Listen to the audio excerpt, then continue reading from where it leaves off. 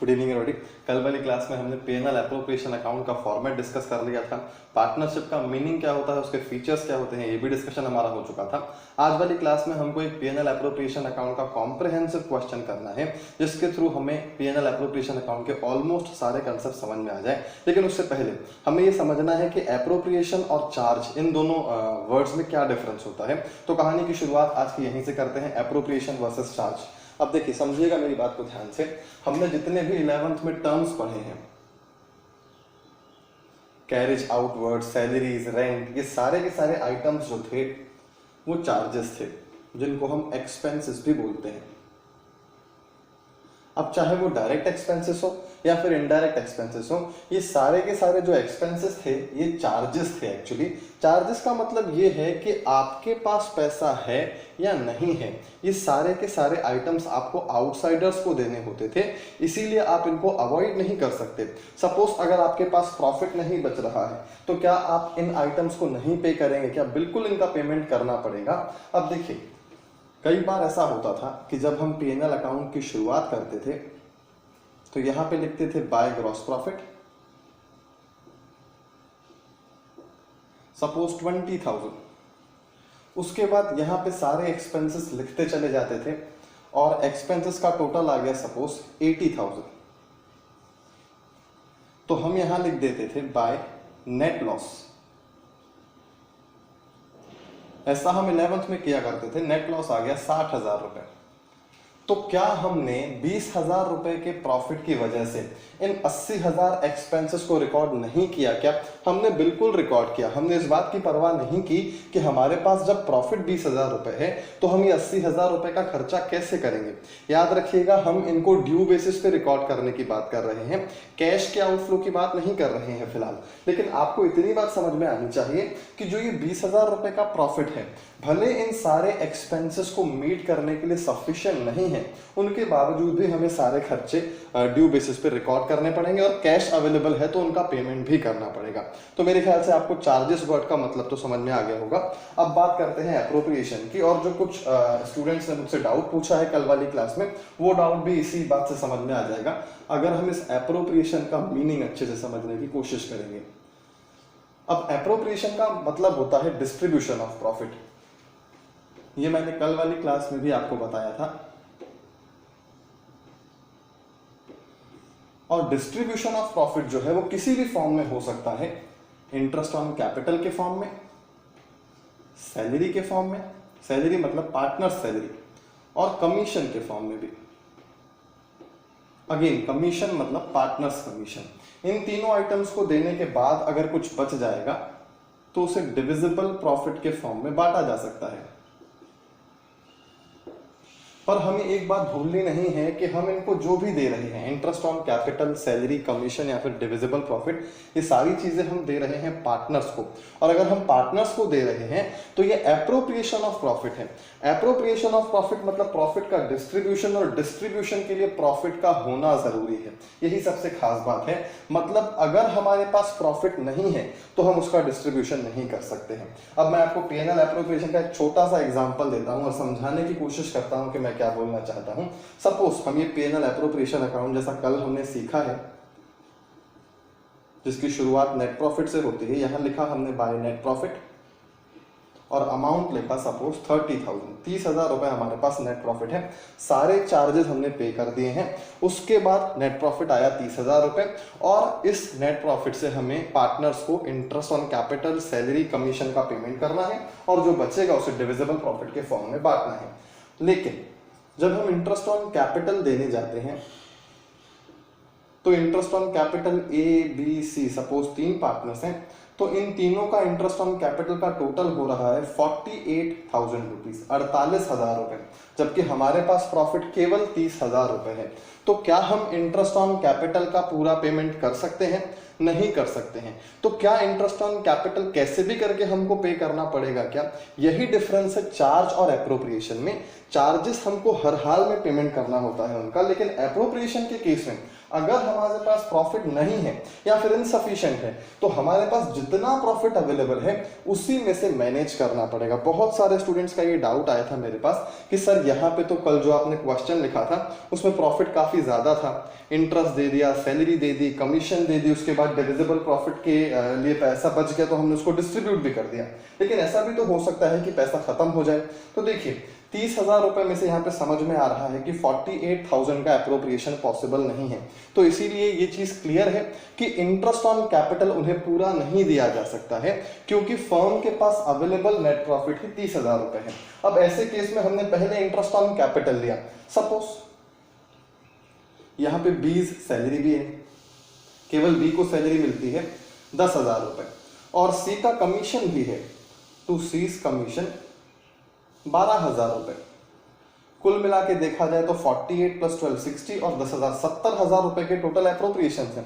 लेकिन हमारे पास profit available है केवल 30,000 रुपए। तो ऐसे केस में चलिए हम इंटरेस्ट ऑन कैपिटल पूरा नहीं दे सकते, लेकिन हमको बी को सैलरी भी देनी है, तो बी की सैलरी का तो पूरा पेमेंट कर ही सकते हैं। तो ऐसे केस में अगेन डिस्प्यूट हो सकता है। ए जिसको सिर्फ इंटरेस्ट ऑन कैपिटल मिलने वाला है वो ये बोलेगा कि अगर हमारे पास 30,000 रुपए का अवेलेबल प्रॉफिट है, उसमें से अगर बी और सी ने सैलरी और कमीशन ले लिया तो फिर हमारे पास इंटरेस्ट ऑन कैपिटल के लिए तो पैसे ही नहीं बचेंगे। तो ऐसे केस में, ऐसी सिचुएशंस में जब हमारे अप्रोप्रिएशंस ज्यादा होते हैं और नेट प्रॉफिट कम होता है, आई रिपीट नेट प्रॉफिट कम होता है, नेट लॉस की बात नहीं कर रहा हूं, अगर नेट प्रॉफिट कम होता है तो इस 30,000 रुपए में से हमें सब कुछ मैनेज करना होता है। हमें इसी 30,000 रुपए में से इंटरेस्ट ऑन कैपिटल का पेमेंट भी करना पड़ेगा, इसी 30,000 रुपए में से सैलरी का पेमेंट भी करना पड़ेगा, इसी 30,000 रुपए में से कमीशन का पेमेंट भी करना पड़ेगा।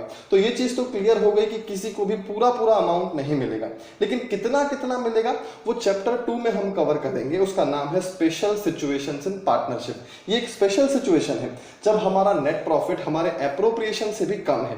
जनरली एक्सपेक्टेड होता है कि हमारा नेट प्रॉफिट जो होगा वो हमारे एप्रोप्रिएशन से तो एटलीस्ट ज्यादा होगा और जो बचा हुआ प्रॉफिट होगा हम उसे प्रॉफिट शेयरिंग रेशियो में बांट लेंगे।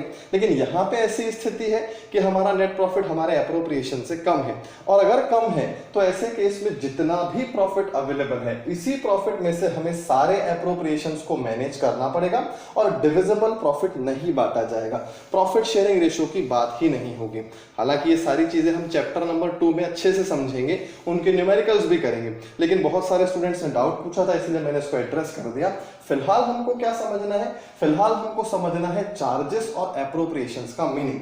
चार्जेस का मतलब ये है कि अगर आपके पास 30,000 रुपए है या फिर जैसे यहाँ पे 20,000 रुपए भी है, ये सारे के सारे खर्चे जिसमें सैलरी आ गया, कैरेज आउटवर्ड आ गया, रेंट आ गया, सारे के सारे खर्चे आपको पूरे पे करने पड़ेंगे, आपके पास प्रॉफिट हो या ना हो, इनको बोला जाएगा चार्ज। और एप्रोप्रिएशन वो जो प्रॉफिट होगा तो ही मिलेगा, अगर प्रॉफिट नहीं है तो किसी को कुछ नहीं मिलेगा। सपोज एक पार्टनरशिप फर्म में ए बी सी 3 पार्टनर्स हैं और उनका नेट प्रॉफिट हुआ ही नहीं। यही सिचुएशन ले लेते हैं, सपोज यही एक पार्टनरशिप फर्म है और उनका नेट लॉस हो गया 60,000 रुपए। तो क्या ए बी सी 3 पार्टनर्स को इस नेट लॉस में से इंटरेस्ट ऑन कैपिटल का पेमेंट किया जा सकता है? नहीं किया जा सकता है। थोड़ा बहुत प्रॉफिट होता तो थोड़ा बहुत कुछ मैनेजमेंट हो जाता, लेकिन यहाँ पे तो नेट लॉस है, तो ऐसे केस में ना ही किसी को इंटरेस्ट ऑन कैपिटल मिलेगा, ना सैलरी, ना कमीशन, और डिविजिबल प्रॉफिट की तो बात ही नहीं है। डिविजिबल प्रॉफिट का तो नंबर लास्ट में आता है। तो मेरे ख्याल से ये पूरी कहानी आपको समझ में आ रही होगी कि चार्जेस और एप्रोप्रिएशन में आखिर डिफरेंस क्या है। अब देखिए ये तो हो गई एक बात कि चार्जेस क्या हैं और एप्रोप्रिएशंस क्या हैं। अब दूसरा क्वेश्चन ये है कि हमने कल वाली क्लास में 3 डिस्प्यूट्स का डिस्कशन किया था। पहला डिस्प्यूट था कैपिटल को लेके, जिस डिस्प्यूट को खत्म करने के लिए हमने इंटरेस्ट ऑन कैपिटल का क्लॉज डाल दिया था पार्टनरशिप डीड में। दूसरा डिस्प्यूट था टाइम को लेके, टाइम से रिलेटेड डिस्प्यूट के लिए हमने सैलरी वाला क्लॉज डाला। फिर डिस्प्यूट हुआ फर्म की ग्रोथ को लेके और फिर हमने पार्टनर्स कमीशन वाला क्लॉज डाल दिया। तो ऐसे केस में क्या पार्टनर्स में केवल 3 ही डिस्प्यूट होते हैं? क्या इसके अलावा डिस्प्यूट्स नहीं हो सकते हैं क्या? तो मैं ये बोल सकता हूं, देखिए फाइनेंशियल नेचर के तो यही 3 डिस्प्यूट्स होते हैं। इसके अलावा और भी डिस्प्यूट्स हो सकते हैं, लेकिन उनका फाइनेंशियल इंपैक्ट हमको नहीं देखने को मिलेगा। ये पहला क्वेश्चन है। इसी से रिलेटेड एक और क्वेश्चन है कि अगर यही 3 डिस्प्यूट्स हैं तो यही 3 एप्रोप्रिएशन पार्टनर्स को मिलेंगे और जो बाकी बचा हुआ प्रॉफिट है वो डिविजिबल प्रॉफिट के फॉर्म में उनको बट जाएगा। तो क्या इसका मतलब एक फर्म से एक पार्टनर को इन 4 आइटम्स के अलावा कभी और कुछ नहीं मिलेगा क्या? आई रिपीट, क्या एक पार्टनर को एक फर्म से इन 4 आइटम्स के अलावा कभी कुछ नहीं मिलेगा क्या?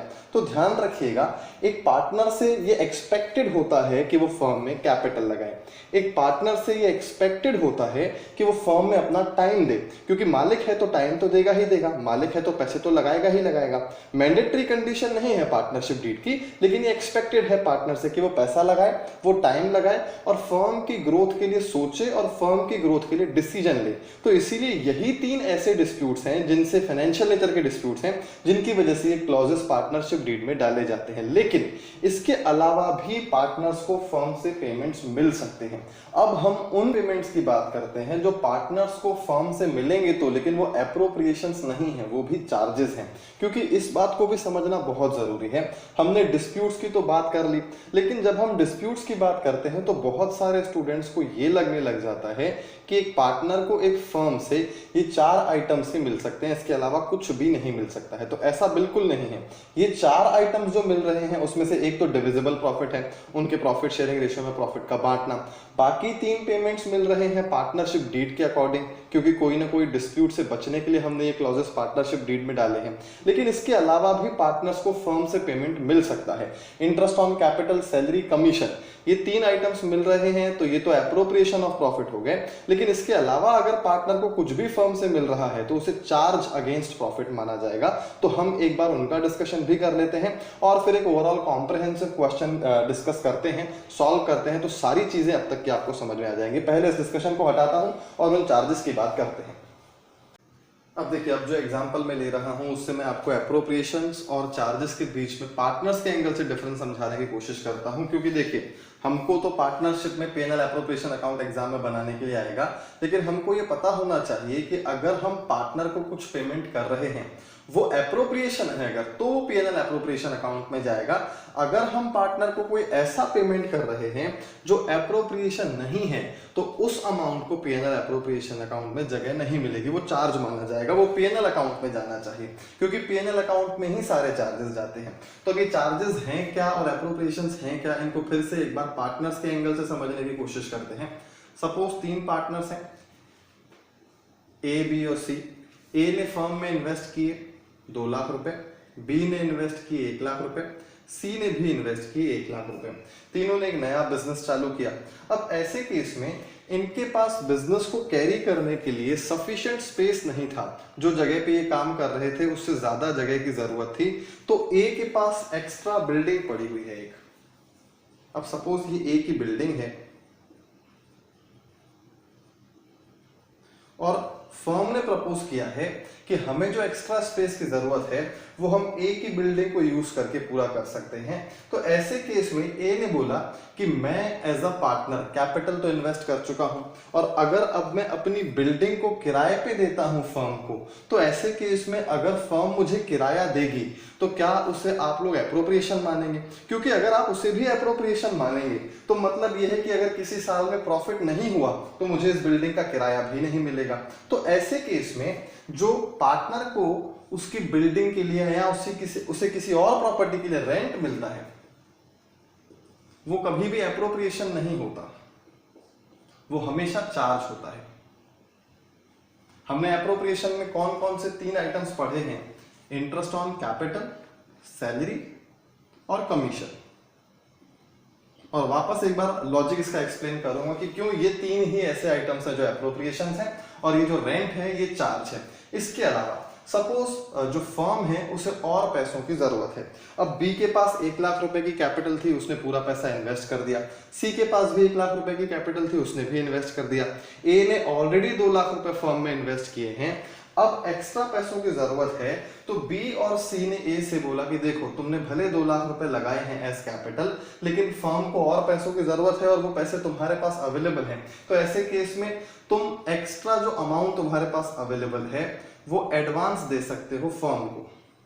एडवांस, जिसको हम लोन भी बोल सकते हैं, loan to firm. Suppose 2 lakh रुपए ए ने फर्म को लोन दिया। अब ए ने बोला कि अगर मैंने ये 2 लाख रुपए लोन दिया है फर्म को तो इस पे मुझे इंटरेस्ट भी मिलना चाहिए। सपोज 10% का रेट ऑफ इंटरेस्ट डिसाइड हुआ, मतलब साल का 20,000 रुपए का इंटरेस्ट हो गया। ए का फिर से बोलना यही है कि क्या ये जो 20,000 रुपए इंटरेस्ट ऑन लोन मुझे मिलेगा, क्या इसे भी एप्रोप्रिएशन ट्रीट किया जाएगा क्या? क्योंकि देखिए मैंने कैपिटल का अमाउंट तो इन्वेस्ट कर ही दिया है, अब मैं 2 लाख रुपए एडिशनल फर्म को दे रहा हूं एज लोन, तो क्या इस लोन पे मिलने वाला इंटरेस्ट भी एप्रोप्रिएशन है? क्योंकि अगर वो भी एप्रोप्रिएशन है तो प्रॉफिट हुआ तो मिलेगा, लेकिन अगर किसी साल में फर्म का लॉस हो गया तो ये 20,000 रुपए भी एक को नहीं मिलेंगे। तो इसीलिए इस इंटरेस्ट ऑन लोन को भी चार्ज माना जाएगा, एप्रोप्रिएशन नहीं माना जाएगा। तो कुल मिला के फंडा क्या है, हम किसी आइटम को बोल रहे हैं वो एप्रोप्रिएशन है, किसी आइटम को बोल रहे हैं वो चार्ज है। तो ध्यान से समझने की कोशिश कीजिए। बीइंग अ पार्टनर, ए से क्या एक्सपेक्टेड है कि वो फर्म में कैपिटल लगाए, फर्म में अपने एफर्ट्स लगाए और फर्म की ग्रोथ के लिए डिसीजंस ले, फर्म की ग्रोथ के लिए सोचे। तो अगर ये वो 3 काम कर रहा है तो ये तो जनरल एक्सपेक्टेशन है एक पार्टनर से एक फर्म की। तो ऐसे केस में अगर उसके बदले में उसे कुछ पेमेंट दिया जा रहा है तो वो पार्टनर की कैपेसिटी में दिया जा रहा है। इस बात को ध्यान से समझिएगा। अगर कोई पार्टनर कैपिटल लगा रहा है तो कैपिटल इन्वेस्ट करना तो मालिक का काम है। अगर कोई पार्टनर टाइम दे रहा है फर्म को तो बिजनेस बढ़ाने के लिए एक फर्म की एक्सपेक्टेशन है कि उसका पार्टनर उसे टाइम देगा ही देगा। तो इसके बदले में उनको जो पेमेंट्स दिए जाएंगे वो इन दी कैपेसिटी ऑफ पार्टनर्स माने जाएंगे। लेकिन अगर इनके अलावा वो कोई एडिशनल काम कर रहा है फर्म के लिए, जैसे अपनी बिल्डिंग दे रहा है, वो उसने 2 लाख रुपए की कैपिटल ऑलरेडी लगा दी है, बीइंग अ पार्टनर उसे जो एक्सपेक्टेड था उसने ऑलरेडी कर दिया है। लेकिन अगर ए के पास बिल्डिंग नहीं होती तो ये बिल्डिंग कहीं और से हमें रेंट पे लेनी पड़ती। तो जो ये ए बिल्डिंग दे रहा है वो पार्टनर की कैपेसिटी में नहीं दे रहा है, वो आउटसाइडर की कैपेसिटी में दे रहा है। इसीलिए इससे जो रेंट उसको मिलेगा वो फर्म के लिए चार्ज माना जाएगा और वो हर हाल में पेमेंट करना ही पड़ेगा। फर्म ऐसा नहीं बोल सकती है कि आप पार्टनर हैं तो आपको मिलने वाला रेंट भी जो है वो भी एप्रोप्रिएशन है, प्रॉफिट होगा तो देंगे नहीं तो नहीं देंगे। रेंट का पेमेंट है तो पार्टनर को करना ही पड़ेगा। वैसे ही अगर पार्टनर ने कैपिटल का पैसा लगाया है बिजनेस में, उसके अलावा उसके पास एक्स्ट्रा पैसे पड़े हैं और वो फर्म को लोन दे रहा है, तो उस लोन पे मिलने वाला जो इंटरेस्ट है वो भी फर्म के लिए चार्ज माना जाएगा, एप्रोप्रिएशन नहीं माना जाएगा, क्योंकि वो एडिशनल बेनिफिट दे रहा है, एडिशनल अमाउंट दे रहा है फर्म को। अगर वो एडिशनल कैपिटल लगाएगा, फर्म में पैसे इन्वेस्ट करेगा, तो उस पे इंटरेस्ट ऑन कैपिटल ही मिलेगा क्योंकि इन दी कैपेसिटी ऑफ पार्टनर कर रहा है।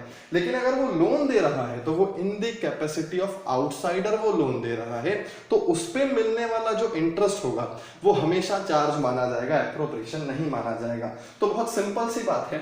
ये 3 ही ऐसे आइटम्स हैं जिनकी वजह से डिस्प्यूट होता है। ये डिस्प्यूट इसीलिए क्योंकि ये पार्टनर से इन जनरल एक्सपेक्टेड होते हैं और कोई कम करेगा कोई ज्यादा तो इसकी वजह से डिस्प्यूट होगा। लेकिन ये ऐसे पॉइंट्स हैं जो पार्टनर्स कर रहे हैं लेकिन इन दी कैपेसिटी ऑफ पार्टनर्स नहीं कर रहे हैं, इन दी कैपेसिटी ऑफ आउटसाइडर्स कर रहे हैं, जो फर्म को अदरवाइज भी अरेंजमेंट करना ही पड़ता। तो इसीलिए अगर लोन के बदले में इंटरेस्ट मिल रहा है, बिल्डिंग के बदले में रेंट मिल रहा है, तो ऐसे केस में उन पे मिलने वाला रेंट हो या इंटरेस्ट ऑन लोन हो उसे चार्ज ही माना जाएगा। उसकी सही जगह है पीएनएल अकाउंट, ना कि पीएनएल एप्रोप्रिएशन अकाउंट। अब कल वाली क्लास में हमने पीएनएल एप्रोप्रिएशन अकाउंट का डिस्कशन किया है, तो इतनी बात तो आपको समझ में आनी चाहिए कि पीएनएल एप्रोप्रिएशन अकाउंट में केवल एप्रोप्रिएशंस आएंगे, चाहे वो पार्टनर्स को अगर पार्टनर्स को चार्ज के फॉर्म में हम कुछ पे कर रहे हैं तो उसे पीएनएल एप्रोप्रिएशन अकाउंट में जगह नहीं मिलेगी। मतलब ये है कि पार्टनर को मिलने वाला कोई भी आइटम हो वो पीएनएल एप्रोप्रिएशन अकाउंट में ही आता है। अगर ऐसा स्टेटमेंट आपसे पूछ लिया जाता है 1 मार्क में तो आपको लिखना है फॉल्स, क्योंकि पार्टनर्स को मिलने वाले कुछ ऐसे पेमेंट्स भी हैं जो वो उनको इन दी कैपेसिटी ऑफ पार्टनर नहीं मिल रहे हैं, जैसे इंटरेस्ट ऑन लोन, जैसे कि रेंट। ये आइटम्स कभी भी पीएनएल एप्रोप्रिएशन अकाउंट में नहीं जाएंगे, इनको हमेशा चार्ज माना जाएगा और पीएनएल अकाउंट में ही इनको लिखना पड़ेगा। अब इन्हीं पॉइंट्स से रिलेटेड जो 1-2 डाउट्स मन में आ सकते हैं मैं उनको भी एड्रेस कर देता हूं। एक बहुत अच्छा डाउट मुझसे पूछा था एक स्टूडेंट ने कि सर सपोज हमने पिछली क्लास में 11th में ये सीखा है कि जर्नल एंट्रीज पास करते समय बिजनेस स्टार्टेड विथ कैश भी लिखा होता था, business started with building machine भी लिखा होता था। तो ऐसे केस में अगर इन तीनों पार्टनर्स में से सपोज जो ए है वो बिल्डिंग लेकर आता है एज कैपिटल, तो ऐसे केस में भी क्या उसको जो रेंट मिलेगा उससे एप्रोप्रिएशन उसे चार्ज माना जाएगा क्या? तो देखिए ऐसे केस में अगर कोई पार्टनर बिल्डिंग को ही कैपिटल के फॉर्म में ला रहा है तो वो बिल्डिंग अब उसकी रहेगी ही नहीं। फर्म की बुक्स में एंट्री क्या पास होगी, हमने पिछले साल 11th में जर्नल एंट्री सीखी है। अगर कोई पार्टनर या फिर अगर कोई प्रोप्राइटर, वहां पे जो प्रोप्राइटर था वहां पे लिखा होता था बिजनेस स्टार्टेड विद कैश, तो हम एंट्री करते थे कैश टू कैपिटल। अगर कोई बिल्डिंग लाता था तो हम करते थे बिल्डिंग टू कैपिटल, मतलब फर्म की बुक्स में हम बिल्डिंग अकाउंट डेबिट कर देते थे, मतलब फर्म के असेट्स बढ़ गए। तो ऐसे केस में अगर सपोज ए जो है वो पैसों की जगह बिल्डिंग लेकर आता है या फिर थोड़े पैसे लाता है और एक बिल्डिंग भी लेकर आ जाता है एज कैपिटल, तो जैसे ही वो बिल्डिंग एज कैपिटल फर्म में लाएगा वो बिल्डिंग जो है अब ए की नहीं रही। तो ऐसे केस में फर्म की बुक्स में क्या एंट्री होगी, बिल्डिंग अकाउंट डेबिट हो जाएगा, फर्म का असेट बढ़ जाएगा टू एस कैपिटल। अब यहाँ पे सिर्फ कैपिटल तो कर नहीं सकते क्योंकि तीन पार्टनर है, तो टू एस कैपिटल लिखना पड़ेगा या टू बीस कैपिटल या टू सीस कैपिटल। तो ऐसे केस में बिल्डिंग अकाउंट फर्म की बुक्स में डेबिट हो गया, बिल्डिंग फर्म की हो गई, तो फिर फर्म उस बिल्डिंग के लिए रेंट भला पार्टनर को क्यों देगी। मतलब यह है कि ऐसे केस में उसे रेंट मिलेगा ही नहीं उसे, तो क्योंकि वो कैपिटल के फॉर्म में लाया है तो कैपिटल का अमाउंट भी बढ़ गया, तो उस कैपिटल पे उसको इंटरेस्ट ऑन कैपिटल ही मिलेगा। तो आपको बहुत सोच समझ के एग्जाम में क्वेश्चन करना होगा किस टाइप का क्वेश्चन आपसे पूछा जाता है। अगर बिल्डिंग को वो एज कैपिटल फॉर्म में इन्वेस्ट कर रहा है तो मतलब बिल्डिंग अब पार्टनर की नहीं रही, वो बिल्डिंग हो चुकी है फर्म की, तो ऐसे केस में भला उस पार्टनर को उस बिल्डिंग का रेंट क्यों दिया जाएगा, फिर तो उसे कैपिटल पे केवल इंटरेस्ट ही दिया जाएगा। तो ये हो गया पहला डाउट जो मेरे ख्याल से इन जनरल सबको आ सकता है। दूसरा डाउट ये भी हो सकता है कि अगर ये 2 लाख रुपए जैसे लोन दे रहा है फर्म को, तो ये फर्म बोल सकती है कि आप लोन क्यों दे रहे हो, आप हमको कैपिटल ही दे दो। लेकिन देखिए फर्म तो ये बोलेगी, लेकिन पार्टनर अपने इंटरेस्ट के लिए तो ये बोल सकता है कि भाई अगर मैं इसको कैपिटल, मैंने 2 लाख रुपए का कैपिटल ऑलरेडी लगा दिया है, इसके अलावा भी अगर मुझे कुछ पैसे देने हैं और वो मैं कैपिटल के फॉर्म में ही लगाऊंगा तो उस पैसे पे रिस्क बढ़ जाएगा, क्योंकि अगर इनकेस प्रॉफिट नहीं हुआ तो लॉस मुझे होगा, फिर इंटरेस्ट ऑन कैपिटल नहीं मिलेगा। जबकि इन कैपेसिटी ऑफ पार्टनर जितना पैसा मुझे इन्वेस्ट करना था उतना पैसा मैं इन्वेस्ट कर चुका हूं। तो ऐसे केस में अगर मुझसे आप एडिशनल अमाउंट मांगोगे तो वो मैं कैपिटल के फॉर्म में इन्वेस्ट नहीं करूंगा। ये इस पार्टनर का पर्सनल इंटरेस्ट है, समझिएगा बात को ध्यान से। देखिए फर्म तो हमेशा चाहेगी कि पार्टनर को मिलने वाला पेमेंट एप्रोप्रिएशन हो, इससे होगा ये कि लॉसेस के केस में एप्रोप्रिएशन का पेमेंट नहीं करना पड़ेगा। लेकिन पार्टनर्स ने अगर अपनी कैपेसिटी में पैसा टाइम इन्वेस्ट कर दिया है और इसके अलावा भी इन्वेस्टमेंट के लिए उनके पास एडिशनल फंड्स हैं या फिर एडिशनल प्रॉपर्टी है, तो वो अपने इंटरेस्ट के लिए वो कभी नहीं चाहेंगे कि उन पे मिलने वाला इंटरेस्ट ऑन लोन या फिर उन पे मिलने वाला रेंट उनके लिए एप्रोप्रिएशन हो, वो हमेशा चार्जेस की तरह ही चाहेंगे। इसीलिए वो कभी भी बिल्डिंग को कैपिटल की तरह इन्वेस्ट ना करके अलग से रेंट पे देंगे, या फिर अगर उन्होंने कैपिटल का इन्वेस्टमेंट कर लिया है तो जो एडिशनल फंड्स वो देंगे वो लोन के फॉर्म में देंगे। मेरे ख्याल से आपको ये बातें समझ में आ रही होंगी। ये 5 आइटम्स ही आप देखेंगे हमारे कोर्स में कवर्ड हैं। इसके अलावा भी देखिए अगर किसी पार्टनर के पास कोई एक्सपर्ट नॉलेज है और वो उस नॉलेज के लिए फर्म से चार्जेस की एक्सपेक्टेशन रखता है तो उसके लिए जो पेमेंट मिलेगा उसको फर्म से वो भी चार्ज माना जाएगा। पर हमारे कोर्स में ऐसे पेमेंट्स कवर्ड नहीं है। हमको तो केवल ये 5 चीजें समझ में आनी चाहिए। इंटरेस्ट ऑन कैपिटल पार्टनर को मिलेगा, वो एप्रोप्रिएशन है। सैलरी पार्टनर को मिलेगी, वो एप्रोप्रिएशन है। कमीशन भी एप्रोप्रिएशन है। इंटरेस्ट ऑन लोन पार्टनर को ही मिलेगा पर वो चार्ज है, और रेंट है वो भी पार्टनर को ही मिलेगा, वो भी चार्ज है। तो ये सारी चीजें आपको समझ में आ गई होंगी मेरे ख्याल से। अब कॉम्प्रिहेंसिव क्वेश्चन स्टार्ट करने से पहले ये सारे के सारे पेमेंट्स जो हैं वो पार्टनर को आखिर कैसे किए जाते हैं पहले उसका डिस्कशन करते हैं। तो पहले इस डिस्कशन को हटाता हूं और उन पेमेंट्स को कैसे किया जाता है उसकी बात करते हैं।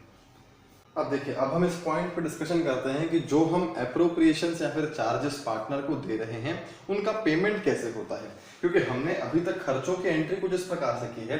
सपोज हम एम्प्लॉय को सैलरी देते हैं तो हम एंट्री पास करते हैं सैलरी टू कैश। रेंट का पेमेंट करते हैं तो एंट्री पास करते हैं rent account debit to cash. मतलब कैश में अगर हम एक्सपेंसेस पे करते हैं तो हम डायरेक्ट एक्सपेंस अकाउंट डेबिट कर देते हैं, और कैश असेट कम होता है तो असेट को क्रेडिट कर देते हैं। तो ऐसे केस में अगर कोई एक्सपेंस आउटस्टैंडिंग रह जाता है तो हम उसकी एंट्री ड्यू बेसिस पर रिकॉर्ड करते हैं सैलरी टू आउटस्टैंडिंग सैलरी। मतलब ये कि अगर हम सैलरी का कैश में पेमेंट कर रहे हैं तो हम इस तरह की एंट्री पास करते हैं। सैलरी का कैश में पेमेंट नहीं कर रहे हैं, ड्यू बेसिस पे सैलरी को रिकॉर्ड कर रहे हैं, तो हम इस तरह की एंट्री करते हैं। लेकिन उससे आगे की बात करते हैं। हमने 11th में फाइनेंशियल स्टेटमेंट्स सीखे हैं। नेट प्रॉफिट को हम कैपिटल में ऐड करते थे। क्या हम नेट प्रॉफिट का पेमेंट, हम नेट प्रॉफिट को कैपिटल में इसीलिए ऐड करते थे क्योंकि नेट प्रॉफिट पे मालिक का ही अधिकार होना चाहिए, क्योंकि मालिक की वजह से ही बिजनेस चल रहा है। तो उसने जो कैपिटल का इन्वेस्टमेंट किया है उस पे उसे रिटर्न में क्या मिलता है, नेट प्रॉफिट। तो ऐसे केस में हम नेट प्रॉफिट को कैपिटल में ऐड करते थे। तो क्या नेट प्रॉफिट का पेमेंट हम कैश में करते थे क्या? नेट प्रॉफिट का पेमेंट हम कभी भी कैश में नहीं करते थे। कैपिटल में ऐड करने का लॉजिक ये था कि हम आपके कैपिटल का अमाउंट बढ़ाते चले जा रहे हैं, लायबिलिटी को इंक्रीज करते चले जा रहे हैं। आपका ही बिजनेस है, आपको जब चाहे पैसे निकालने हैं आप निकाल सकते हो ड्राइंग्स के फॉर्म में, इसीलिए हम ड्राइंग्स को माइनस भी करते थे। तो नेट प्रॉफिट को जब हम कैपिटल में ऐड करते थे तो कैपिटल का बैलेंस बढ़ जाता था। कैपिटल का बैलेंस बढ़ जाता था मतलब बिजनेस की लायबिलिटी बढ़ जाती थी, लेकिन उसको कैश में पेमेंट नहीं मिलता था। उसे अगर कुछ कैश चाहिए थ्रू आउट द ईयर, उसको जितना भी कैश चाहिए वो ड्राइंग्स के फॉर्म में निकाल सकता है। तो वैसे ही यहां पे भी होता है पार्टनर्स के केस में भी। सपोज 3 पार्टनर्स हैं ए बी सी, तीनों पार्टनर्स का अलग अलग अपना एक कैपिटल अकाउंट होगा। हम सारे पार्टनर्स का एक कॉम्प्रिहेंसिव कैपिटल अकाउंट बनाते हैं, उसकी बात हम बाद में करेंगे। इसी चैप्टर में कैपिटल अकाउंट का डिस्कशन भी करना है, लेकिन पहले कैपिटल अकाउंट के डिस्कशन से हम इसके लॉजिक को समझें। अगर हमें ए को सैलरी देनी है, कमीशन देना है, इंटरेस्ट ऑन कैपिटल देना है या फिर डिविजिबल प्रॉफिट का शेयर देना है, तो हम किसी भी पार्टनर को कैश में पेमेंट नहीं करेंगे। जिस तरह से 11th में हमने नेट प्रॉफिट को कैपिटल में ऐड कर दिया था, यहाँ पे हम सारे एप्रोप्रिएशंस को उसके कैपिटल अकाउंट, उनके कैपिटल अकाउंट्स में ऐड करते चले जाएंगे। सपोज सैलरी मिलनी है ए को, तो सैलरी टू कैश एंट्री नहीं होगी, हम उसके कैपिटल अकाउंट में सैलरी डाल देंगे, उसके कैपिटल अकाउंट में हम कमीशन डाल देंगे, उसके कैपिटल अकाउंट में हम डिविजिबल प्रॉफिट डाल देंगे। अगर उसे कुछ पैसे विड्रॉ करने हैं तो वो यहां से ड्राइंग्स के फॉर्म में निकालता जाएगा। जिस पार्टनर को जितना अमाउंट लगेगा वो विड्रॉ करता चला जाएगा। लेकिन हम ये एप्रोप्रिएशंस का पेमेंट उन्हें कैश में नहीं करेंगे, क्योंकि वो फर्म के मालिक हैं और मालिकों का अकाउंट ऑलरेडी खुला हुआ है जो रनिंग अकाउंट है। तो हम उसी में अमाउंट डालते चले जाएंगे, कैपिटल का बैलेंस बढ़ता चला जाएगा। जिस पार्टनर को जितने अमाउंट की जरूरत है वो ड्राइंग के फॉर्म में निकालता चला जाएगा। तो मेरे ख्याल से आपको बात समझ में आ रही होगी। वहां पे हम नेट प्रॉफिट को कैपिटल में ऐड करते थे क्योंकि वहां पे एप्रोप्रिएशंस नहीं थे, वहां बांटने की प्रॉब्लम ही नहीं थी, डिस्ट्रीब्यूशन की प्रॉब्लम ही नहीं थी।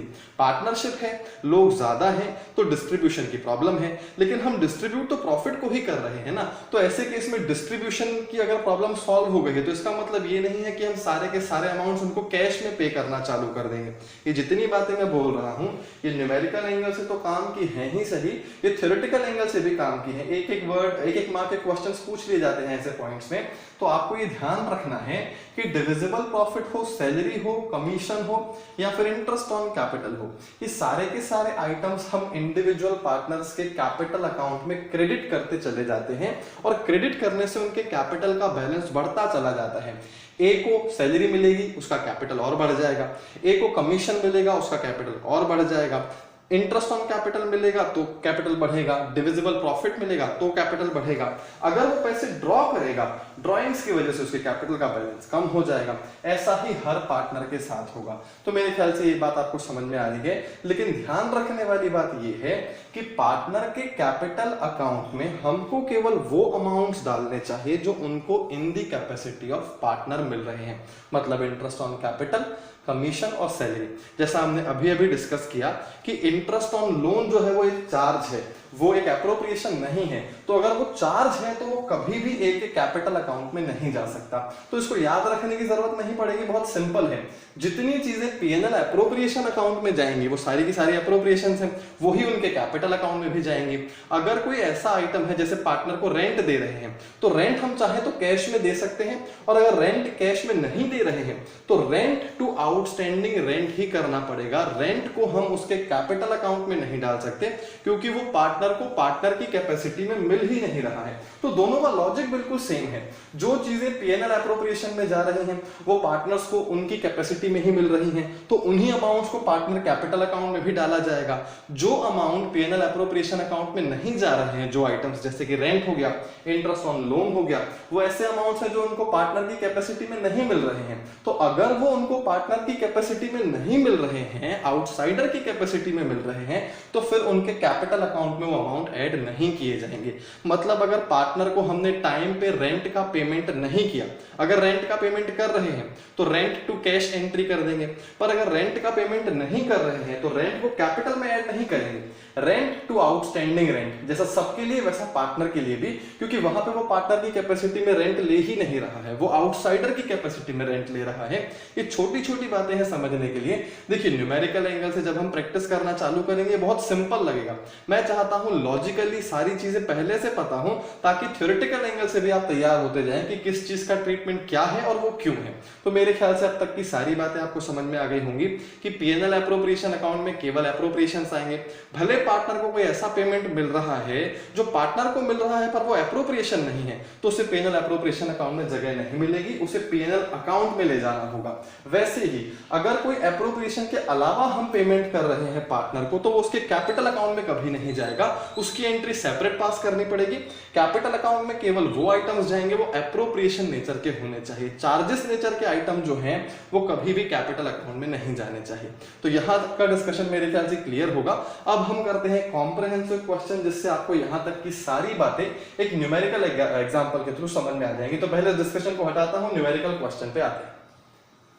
चलिए अब बात करते हैं कॉम्प्रिहेंसिव क्वेश्चन की। क्वेश्चन नंबर फर्स्ट जो मैंने आपको ऑलरेडी भेज दिया है, मैं क्वेश्चन को रीड कर देता हूं फिर सॉल्व करना स्टार्ट करते हैं। लिखा हुआ है A B and C are partners in the ratio of 3:3:4। अगर उनका रेशियो 3:3:4 है, सिर्फ इतना लिखा हुआ है, इसी बात से आपको ये समझ में आ जाना चाहिए कि उनके बीच में पार्टनरशिप डीड होगी। ये ओरल पार्टनरशिप नहीं है, क्योंकि अगर ओरल पार्टनरशिप होती तो ऐसे केस में सबका प्रॉफिट शेयरिंग रेशियो इक्वल होना चाहिए था। अगर 3:3:4 गिवन है रेशियो, मतलब पक्का उनके बीच में पार्टनरशिप डीड होगी। फिर आगे लिखा हुआ है their capitals are rupees 65,000 and 80,000, मतलब ए का कैपिटल है 65,000 रुपए, पी का कैपिटल भी है 65,000 रुपए और सी का है 80,000 रुपए। Carrying interest at the rate 8% per annum. इस कैपिटल पे हर पार्टनर को 8% के रेट से इंटरेस्ट ऑन कैपिटल का पेमेंट करना पड़ेगा। तो ये इंटरेस्ट ऑन कैपिटल का जो रेट आया 8%, ये कहां से आया? ये भी पार्टनरशिप डीड में ही मेंशन होगा। तो आप एक चीज समझें कि आपको ये अलग से नहीं लिखा होगा क्वेश्चन में कि उनके बीच में एक पार्टनरशिप डीड है। हो सकता है किसी क्वेश्चन में लिखा भी हो, लेकिन आपको क्वेश्चन पढ़ के यूं भी समझ में आ जाना चाहिए कि पार्टनरशिप डीड होगी, तभी ये सारे क्लॉजेस हमको क्वेश्चन में गिवन है। फिर आगे लिखा हुआ है A has also given a loan of rupees 80,000 to the firm. Question में ये भी मेंशन कर दिया गया है कि ए ने फर्म को कैपिटल के अलावा एक लोन भी दिया है और उस लोन पे उसको इंटरेस्ट मिलता है 5% के रेट से। इंटरेस्ट ऑन कैपिटल का रेट अलग है, इंटरेस्ट ऑन लोन का रेट अलग है। अब आपको ये लग सकता है कि इंटरेस्ट ऑन लोन का रेट यहाँ पे कैपिटल के रेट से भी कम रखा गया है, इससे अच्छा तो वो कैपिटल मान लेता। तो देखिए इंटरेस्ट ऑन लोन का रेट भले कम है लेकिन मिलने की श्योरिटी तो है। अब अगर किसी केस में प्रॉफिट नहीं हो रहा है तो उसे वो 5% का इंटरेस्ट ऑन लोन कंपल्सरी मिलेगा ही मिलेगा। ये 8% का जो इंटरेस्ट ऑन कैपिटल है वो हो सकता है किसी साल लॉसेस की वजह से छूट जाए, लेकिन इंटरेस्ट ऑन लोन कभी नहीं छूटेगा। तो ऐसे केस में रेट को लेके जजमेंट नहीं देना है अपना कि रेट इसका ज्यादा है तो ऐसे केस में उसे कैपिटल का ही इन्वेस्टमेंट करना चाहिए था, ऐसा बिल्कुल नहीं है। सबके अपने बेनिफिट्स हैं। इंटरेस्ट ऑन कैपिटल पे रेट हायर है लेकिन वो एप्रोप्रिएशन है, इंटरेस्ट ऑन लोन पे यहाँ पे रेट कम है लेकिन वो चार्ज है तो उसका बेनिफिट उसको मिलेगा। फिर आगे देखते हैं आगे क्या लिखा हुआ है। लिखा हुआ है रेंट पेबल टू सी। अब हम ये जानते हैं कि रेंट जो मिल रहा है सी को वो भी एक एप्रोप्रिएशन नहीं है, वो चार्ज है और ये रेंट है 1200 रुपए हर महीने का। हमें मालूम है कि ये पीएनएल एप्रोप्रिएशन अकाउंट जो हम बना रहे हैं ये एनुअल बेसिस पर हम बनाते हैं। सारे के सारे फाइनेंशियल स्टेटमेंट्स साल में केवल एक बार बनाए जाते हैं और हाँ, हमको केवल पीएनएल एप्रोप्रिएशन अकाउंट बनाना है। Trading account, PNL account, balance sheet, इसकी प्रैक्टिस हमारी 11th में हो चुकी है, वहीं से कहानी आगे बढ़ रही है। अब आगे देखते हैं। लिखा हुआ है commission payable to A is 10% of net profit. A को जो कमीशन मिलनी है वो 10% ऑफ नेट प्रॉफिट होना चाहिए। इसके बारे में हमने क्लास 11th में भी पढ़ा है, लेकिन वहां पे हमने मैनेजर्स कमीशन की बात की थी। यहाँ पे हमें पार्टनर्स कमीशन की बात करनी है और दोनों में बहुत बड़ा डिफरेंस है। मैनेजर आउटसाइडर है, उसको मिलने वाला कमीशन जो है वो एक चार्ज है।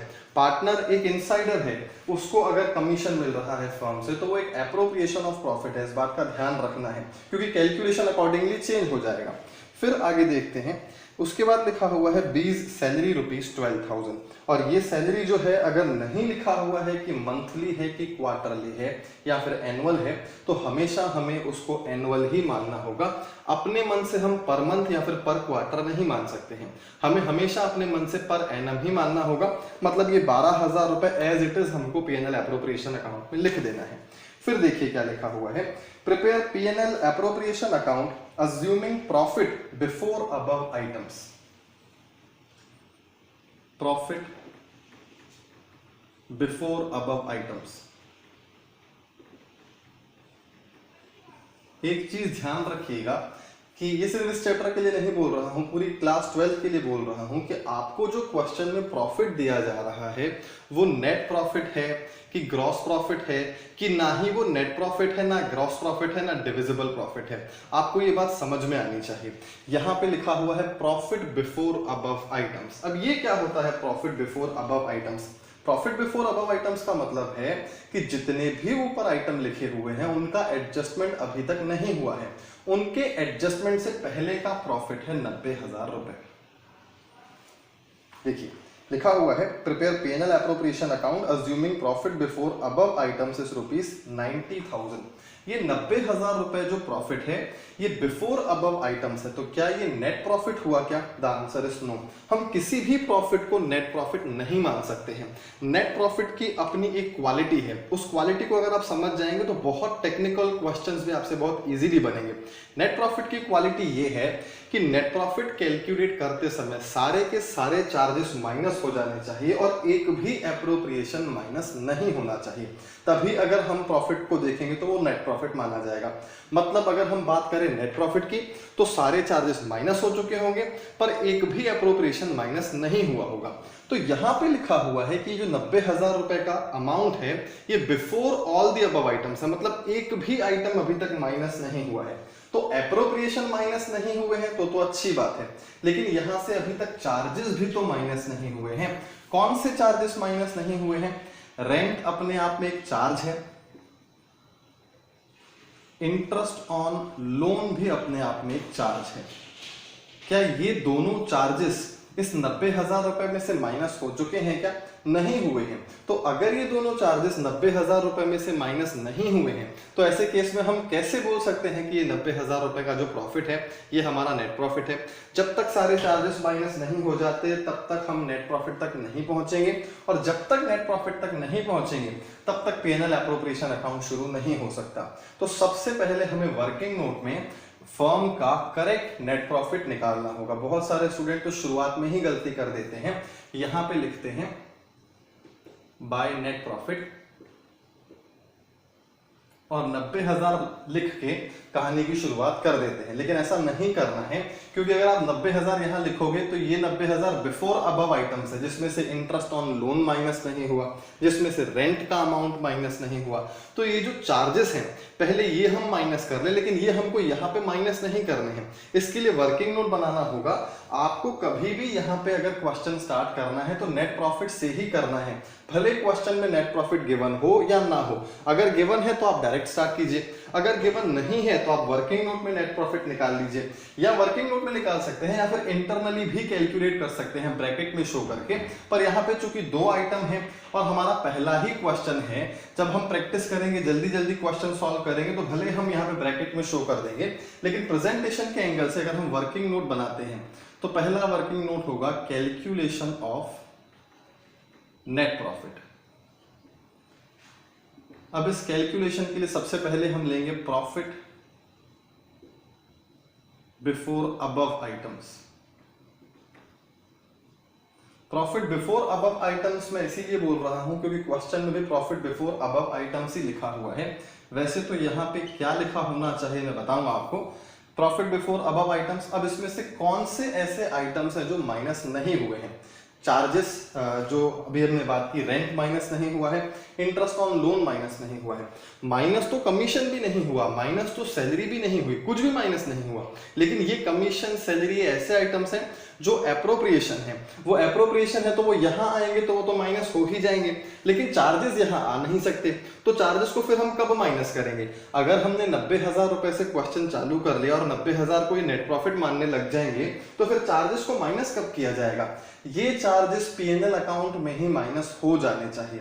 अब हमको क्वेश्चन में पीएनएल अकाउंट तो दिया नहीं हुआ है, या तो फिर हम वर्किंग नोट में पीएनएल अकाउंट ही बना लें और उस पीएनएल अकाउंट से ही हम real net profit, correct net profit निकाल लें, ऐसा भी हम कर सकते हैं। पर फिलहाल हम एक वर्किंग नोट में सिंपली लिख के स्टेटमेंट फॉर्म में ही नेट प्रॉफिट निकाल लेते हैं। प्रॉफिट बिफोर अबव आइटम्स 90,000 रुपए, रेंट टू, यहां पे किसको रेंट मिल रहा है? सी को रेंट मिल रहा है @1200 पर मंथ, तो पूरे साल का रेंट होगा 14,400, 14,400 रुपए का सी को रेंट मिलेगा। इसके अलावा interest on loan to A @5%, loan पे ए को इंटरेस्ट मिलेगा 5% के रेट से और उसका लोन का अमाउंट है 80,000 रुपए। अब देखिए लोन एक लायबिलिटी है, लायबिलिटी तो बैलेंस शीट में ही जाएगी, हमें केवल उसके इंटरेस्ट से मतलब है, लोन अमाउंट से मतलब नहीं है, कैपिटल्स के अमाउंट से मतलब नहीं है, कैपिटल के इंटरेस्ट से मतलब है, क्योंकि हमको तो केवल रेवेन्यू नेचर के आइटम्स देखने हैं, इनकम नेचर के या एक्सपेंसेस नेचर के। अब यहाँ पे इनकम्स तो मिलेंगी नहीं फिलहाल, सारे के सारे एक्सपेंसेस नेचर के ही आइटम है। Interest on loan to A @5%, इसका कैलकुलेशन कैसे करेंगे? 80,000 रुपए का 5/100, 4,000 रुपए। ये दो ऐसे चार्जेस थे जिनका माइनस होना जरूरी था नेट प्रॉफिट के कैलकुलेशन के लिए, तो हमने माइनस कर दिया। 90,000 में से 18,000 माइनस करेंगे तो आ जाएगा 72,000 रुपए, और 400 और माइनस करेंगे तो आ जाएगा 71,600, और इसको हम अपना नेट प्रॉफिट बोल सकते हैं। और इसी नेट प्रॉफिट से क्वेश्चन की शुरुआत होनी चाहिए। तो चलिए इसी नेट प्रॉफिट से पीएनएल एप्रोप्रिएशन अकाउंट की शुरुआत करते हैं। 90,000 रुपए तो गलत है, ये मैंने आपको समझा दिया। यहाँ पे लिखेंगे 71,600 और यहाँ पे रेफरेंस देंगे वर्किंग नोट नंबर 1, क्योंकि एग्जामिनर को ये पता होना चाहिए कि ये 71,600 कोई क्वेश्चन का फिगर तो है नहीं, क्वेश्चन में तो कहीं ये मेंशन है नहीं, तो ये 71,600 आखिर हमने कैसे कैलकुलेट किया उसको वर्किंग नोट में शो करना होगा और रेफरेंस भी देना होगा ताकि वो क्विकली चेक कर पाए कि 7600 आखिर आया कहाँ से। तो मेरे ख्याल से ये बात आपको समझ में आ गई होगी। ध्यान रखिएगा क्वेश्चन में पीएनएल एप्रोप्रिएशन की शुरुआत नेट प्रॉफिट से ही होनी चाहिए। अब हमने सारे चार्जेस को कंसिडर कर लिया, अब बात करते हैं एप्रोप्रिएशंस की। अब देखते हैं किसको क्या क्या मिलना है। सबसे पहले लिखा हुआ है their capitals are 65,000, 65,000 and 80,000, carrying interest @8% per annum. तो सबसे पहले लिखते हैं यहाँ पे टू इंटरेस्ट ऑन कैपिटल। अब जनरली हर क्वेश्चन में पहले इंटरेस्ट ऑन कैपिटल वाला ही क्लॉज होता है, तो बहुत सारे स्टूडेंट्स को लगने लग जाता है कि इंटरेस्ट ऑन कैपिटल सबसे इंपॉर्टेंट है, सैलरी से भी इंपॉर्टेंट है, कमीशन से भी इंपॉर्टेंट है, जबकि लास्ट वाली क्लास में भी मैंने आपको बताया था कि इन तीनों में से कोई भी ज्यादा इंपॉर्टेंट या कम इंपॉर्टेंट नहीं है, सबका इंपॉर्टेंस बराबर का है। तो ऐसे केस में क्वेश्चन में पहले इंटरेस्ट ऑन कैपिटल लिखा है तो हमने भी पहले इंटरेस्ट ऑन कैपिटल लिख दिया। अब ए को कितना इंटरेस्ट मिल रहा है? 65,000 का 8%, बी को भी 65,000 का 8% मिलेगा। कैलकुलेट कर लेते हैं यहाँ पे, ये रफ वर्क है, 65,000 इंटू 8%, 10% करेंगे तो आ जाएगा 6,500 माइनस 1300, 5,200 ए का। और चूंकि बी का कैपिटल भी सेम है तो इंटरेस्ट ऑन कैपिटल भी सेम आएगा 5,200। सी का कैपिटल 80,000 रुपए है, 80,000 का 8%, 6,400 यहां पे आ जाएगा 5200 5200 10,400 10,800 टोटल हो जाएगा 16,800 16,800 रुपए इंटरेस्ट ऑन कैपिटल में चले गए। और देखिए अभी जब तक हमारा इंट्रोडक्शन चैप्टर चल रहा है तब तक कभी भी ऐसा नहीं होगा कि यहाँ पे आने वाला एप्रोप्रिएशन इस नेट प्रॉफिट से ज्यादा हो जाए, हो ही नहीं सकता, क्योंकि नेट प्रॉफिट से अगर एप्रोप्रिएशन ज्यादा हो जाएगा तो वो एक स्पेशल सिचुएशन है जो चैप्टर 2 में कवर की गई है। चैप्टर 1 में हमेशा ऐसे क्वेश्चंस मिलेंगे जहां पे एप्रोप्रिएशन का जो अमाउंट होगा वो नेट प्रॉफिट से हमेशा कम ही होगा। तो ये हो गया 16,800 रुपए इंटरेस्ट ऑन कैपिटल का फिगर। अब आगे देखते हैं क्या लिखा हुआ है। आगे लिखा हुआ है कमीशन पेबल टू ए, तो यहां पे लिखेंगे टू एस कमीशन, और एस कमीशन में हमें कैलकुलेशन करना है 10% ऑफ नेट प्रॉफिट। तो क्या 10% ऑफ नेट प्रॉफिट जिस तरह से हम पिछले साल किया करते थे मैनेजर्स कमीशन के टाइम पे, सारे स्टूडेंट्स को हो सकता है ये बात समझ में ना आए क्योंकि हो सकता है वो मैनेजर्स कमीशन का ट्रीटमेंट भूल गए हों, पर मैनेजर्स कमीशन जब हम कैलकुलेट करते थे और 10% का रेट गिवन होता था तो उसका लॉजिक था 10/110 करके उसको सॉल्व करो, क्योंकि जब तक मैनेजर्स कमीशन माइनस नहीं होगा तब तक रियल नेट प्रॉफिट निकल ही नहीं सकता। तो जो क्वेश्चन में हमें प्रॉफिट गिवन होता था वो रियल नेट प्रॉफिट नहीं होता था। लेकिन अब अगर हम बात करें यहाँ पे पार्टनर्स कमीशन की, तो पार्टनर्स कमीशन मैनेजर्स कमीशन से इजी है, क्योंकि अब पार्टनर्स कमीशन अपने आप में एप्रोप्रिएशन है, वो चार्ज तो है नहीं। और क्या जब हम पार्टनर्स कमीशन कैलकुलेट कर रहे हैं फर्म का रियल नेट प्रॉफिट हमारे पास अवेलेबल है क्या? बिल्कुल हमारे पास फर्म का रियल नेट प्रॉफिट अवेलेबल है। तो ऐसे केस में हमें ज्यादा सोचना ही नहीं है, हमें इस 71,600 का सिंपली 10% कर देना है। जबकि जिन स्टूडेंट्स ने पिछले साल मैनेजर्स कमीशन का कैलकुलेशन अच्छे से सीखा होगा उन्हें मालूम होगा कि यहाँ पे 10/110 हुआ करता था। क्या अब कभी भी ऐसा नहीं होगा? क्या पार्टनर्स कमीशन के केस में होगा? पार्टनर्स कमीशन के केस में 10/110 कब किया जाता है, यही हमारा नेक्स्ट क्लास का टॉपिक होने वाला है, ताकि हम कमीशन को डिटेल में डिस्कस कर पाए। लेकिन फिलहाल आपको ये बात समझ में आनी चाहिए कि क्लास 11th में एक प्रॉब्लम हुआ करती थी, हमारे पास रियल नेट प्रॉफिट अवेलेबल नहीं था, लेकिन यहाँ पे तो हमारे पास रियल नेट प्रॉफिट अवेलेबल है। ये तो एक एप्रोप्रिएशन है जो नेट प्रॉफिट के बाद ही होता है। मैनेजर्स कमीशन एक चार्ज था जो नेट प्रॉफिट के कैलकुलेशन से पहले माइनस होना चाहिए था, लेकिन पार्टनर्स कमीशन एक चार्ज नहीं, एक एप्रोप्रिएशन है जो नेट प्रॉफिट के कैलकुलेशन के बाद माइनस होता है। तो ऐसे केस में यहाँ पे नेट प्रॉफिट है उसका सिंपली 10% कर देंगे तो ये आ जाएगा 7160। डायरेक्टली इसको लिख सकते हैं। चलिए अब कमीशन के बाद नेक्स्ट आइटम पे आ जाते हैं। नेक्स्ट आइटम लिखा हुआ है 20 सैलरी रुपीज 12,000, और ये नहीं लिखा हुआ है कि वो सैलरी मंथली है कि क्वार्टरली है कि एनुअल है, तो हम डायरेक्ट यहाँ पे लिखेंगे टू 20 सैलरी 12,000। और एक और बात मैंने कल वाली क्लास में भी आपको बताई थी कि अगर एक ही पार्टनर को कोई अमाउंट मिल रहा है एप्रोप्रिएशन का तो डायरेक्ट उसके नाम से ही लिखते हैं। यहाँ पे पार्टनर सैलरी लिख के ABC अगर तीनों को मिल रही हो या फिर एटलीस्ट 2 को मिल रही हो तो लिख सकते हैं, लेकिन ज्यादा बेहतर ये है कि अगर एक ही पार्टनर को अमाउंट मिल रहा है तो डायरेक्ट उसी के नाम से लिखना चाहिए। अब ये तीनों एप्रोप्रिएशंस आ गए, जिसमें से एक एप्रोप्रिएशन तो सबको मिला, लेकिन बाकी जो 2 थे वो एक एक पार्टनर्स को ही मिले। कमीशन केवल A को मिली, सैलरी केवल B को मिली, तो हो सकता है B वर्किंग पार्टनर रहा होगा और A जो है वो ग्रोथ के लिए रिस्पॉन्सिबल होगा। जो भी उनका इंटरनल मैटर रहा होगा, अगर हमको क्वेश्चन में ये सारी चीजें गिवन है मतलब ये पार्टनरशिप डीड के ही क्लॉजेज हैं, तो ऐसे केस में हमने तो जो क्वेश्चन में लिखा था वैसे करते चले गए। अब लास्ट में बचा हुआ जो डिविजिबल प्रॉफिट है वो डिविजिबल प्रॉफिट उनको प्रॉफिट शेयरिंग रेशियो में 3:4 में बांट दिया जाएगा। तो कैलकुलेट कर लेते हैं डिविजिबल प्रॉफिट। पहले इनका टोटल लगाते हैं 16,000, देन ये 23,000, 23, 35,000, 960, 35,960। ये सारे के सारे एप्रोप्रिएशंस का टोटल है डेबिट साइड का। हमारे पास 71,600 का नेट प्रॉफिट अवेलेबल था, माइनस कर लेते हैं, ये आ जाएगा 40,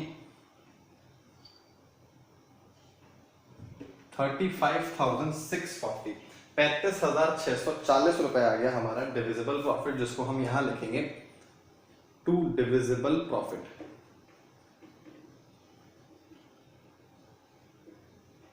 transfer to partners capital account. और मैंने कल वाली क्लास में एक और बात आपको बोली थी कि आप भले यहाँ पे डिविजिबल प्रॉफिट भी लिखेंगे तो भी चलेगा, transfer to partners capital account कुछ स्कूल्स में लिखवाया जाता है। मेरे हिसाब से डिविजिबल प्रॉफिट लिखना भी अपने आप में पूरी तरह सही है। वो इसीलिए है क्योंकि सिर्फ डिविजिबल प्रॉफिट नहीं है जो पार्टनर्स कैपिटल में ट्रांसफर हो रहा है, इंटरेस्ट ऑन कैपिटल भी पार्टनर्स कैपिटल में ही ट्रांसफर होता है। अभी अभी मैंने आपको एग्जांपल दिया था, मैंने आपको ये बताया था कि सैलरी हो चाहे इंटरेस्ट ऑन कैपिटल हो, हम सब उसके कैपिटल अकाउंट में ही डालते जाते हैं। तो फिर ऐसे केस में हम केवल डिविजिबल प्रॉफिट के लिए क्यों लिखें कि वो ट्रांसफर टू पार्टनर्स कैपिटल हो रहा है, जब सारे के सारे अमाउंट्स पार्टनर्स कैपिटल में ही जा रहे हैं। तो ऐसे केस में हम सिंपली यहाँ पे डिविजिबल प्रॉफिट लिखेंगे तो भी वो गलत नहीं माना जाएगा। खैर चलिए यहाँ पे इनका कैलकुलेशन भी कर लेते हैं। 3 पार्टनर्स हैं A, B, C, जिनका टोटल आना चाहिए 35,640। अब टोटल तो हो गया, अब इंडिविजुअल अमाउंट्स निकाल लेते हैं। इंडिविजुअल अमाउंट्स के लिए 35,640। कुछ स्टूडेंट्स को मैंने देखा कि डिवीजन में प्रॉब्लम आ रही है। अब 35640 से डिवाइड क्या करना है और मल्टीप्लाई करना है क्या करना है वो समझिएगा जरा। 35640, सबसे पहले A की बात कर रहे हैं, A के साथ साथ B की बात भी हो जाएगी क्योंकि दोनों का रेशो बराबर है। तो ऐसे केस में 3 से मल्टीप्लाई करेंगे जो A का शेयर है, डिवाइड करेंगे 3 + 4 जो इन सबके शेयर का टोटल है। क्योंकि अगर इसको हम एक्सप्रेस करने जाएं या फिर समझने जाएं या फिर किस तरह से बोलते हैं वो समझें, तो अगर A के 3 शेयर हैं तो कितने में से 3 शेयर हैं? 10 टोटल शेयर्स हैं। क्योंकि देखिए A के पास 3 शेयर हैं, B के पास 3 शेयर हैं और C के पास 4 शेयर हैं। तो ये 3 शेयर 4 शेयर, टोटल शेयर हो गया 10। उस 10 में से A के पास 3 हैं, उस 10 में से B के पास 3 हैं और C के पास 4 हैं। तो ऐसे केस में डिवाइड 10 से क्यों कर रहे हैं ये समझ में आना चाहिए। ये डिवाइड कर दिया। अब 3 4 12, 3 6 18 19, 3 5 15 16, 3 3 9 10692, 10,692। ये आ गया A का टोटल और B का टोटल करने की जरूरत ही नहीं है, वो भी उतना ही आएगा। सिर्फ C का टोटल हम अलग से कर लेते हैं, 4 से मल्टीप्लाई करना पड़ेगा 3 की जगह पे।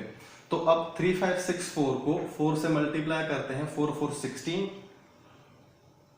then 24 25 22, 14,256, 14,256 रुपए आ गया C का शेयर, यहां लिख देंगे।